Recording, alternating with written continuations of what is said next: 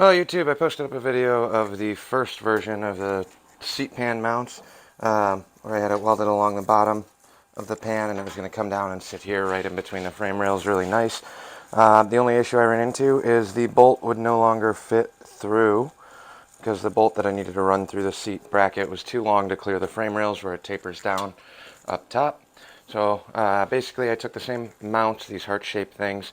The audio didn't record on that, but basically cut two on an angle, ground them, rounded them off. I got these tacked in place now. So essentially we just had to kick that forward a little bit. Kind of follows somewhat of the lines of the frame. But now we have a hinged seat section. So he has access to the dipstick and the oil fill easily. I'm going to do one more mount back here on the rear.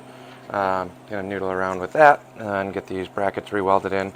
We're about at that point where the motor is ready to come out of the bike. It was supposedly rebuilt. I know for sure it has S&S cylinders on it. It was an 883 originally. Somebody did a 1200 S&S jug conversion, so it should have S&S pistons and jugs.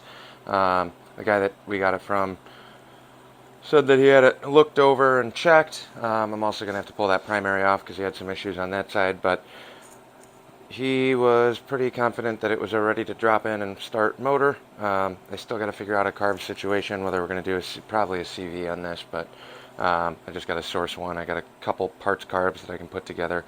I got a whole pile at the house that I got to dig through and get a working carb for this, but waiting on a couple parts that I got orders in for, like the odds and ends, but we're ready to pull the motor. Being that it has been gone through, I'm just going to disassemble the top end real quick, make sure everything looks pretty kosher in there, and just give everything a good thorough visual inspection, see if everything's done.